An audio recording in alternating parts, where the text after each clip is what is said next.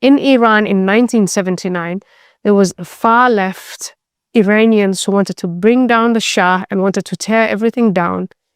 And they worked harmoniously with the Islamists led by Ayatollah Khomeini. Now I'll become self-conscious every time I say Islamist. And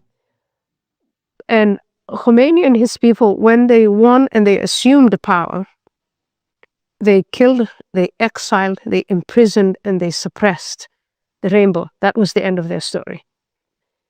We've also got, and again, it's in the Middle East, the Baathists who are hardcore, who once every so often would decide that they were going to use the Muslim Brothers for their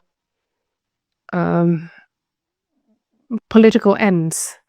And then they would be welcomed and the Muslim Brothers would grow. And Syria is one example there, where when they became big enough and dangerous enough to overthrow the government, the dictator of the day, he massacred them. He killed about 20,000 or 10,000. It's a very large number were killed in one day. So this goes back and forth. And I would say, given the history that we know, we don't want any of these two revolutionary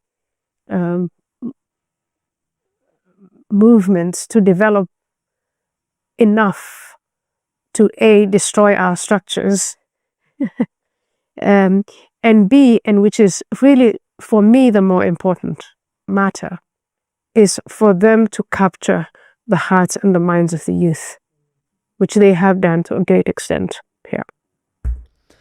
What she said near the end there, towards the end there, I think is the most important.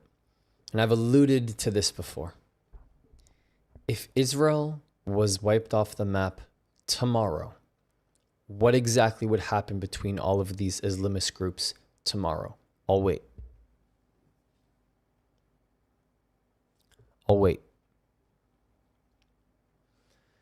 If Israel didn't exist tomorrow, what would happen between these groups?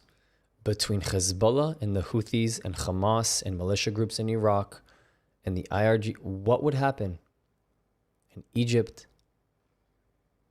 Please, there has to be a reality that something happens, right? Israel doesn't just get wiped off the map and then suddenly the land is barren forever. What do they do to each other? How do they treat one another?